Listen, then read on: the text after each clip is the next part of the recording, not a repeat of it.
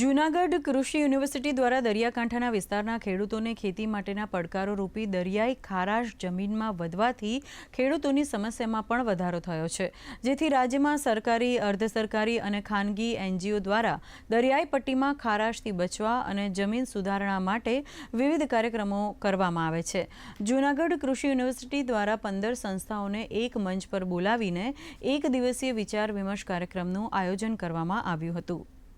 ઘણા એનજીઓ પણ આમાં કામગીરી કરી રહ્યા છે। એ બધાને એક મંચ ઉપર બોલાવી અને કામગીરીનું આકલન કરી અને અસરકારક કામગીરી છે એનું કઈ રીતે અસરકારક રીતે ખેડૂત સુધી પહોંચાડી શકાય અને કઈ સ્ટ્રેટેજી બનાવવામાં આવે કે જેથી ખેડૂતોને વધુમાં વધુ ફાયદો થાય અને આ સ્ટ્રેટેજીના ભાગરૂપે જે કાંઈ નિચોડ નીકળશે એનો રાજ્ય સરકારશ્રીને પણ અમલ કરવા માટે રજૂ કરવામાં આવશે।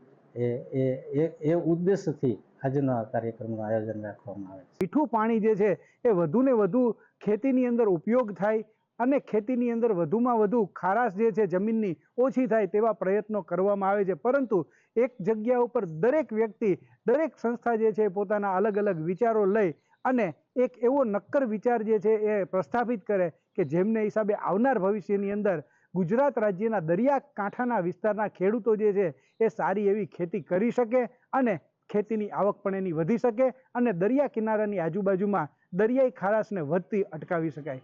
કલ્પેશ પંડ્યા, દૂરદર્શન સમાચાર, જૂનાગઢ।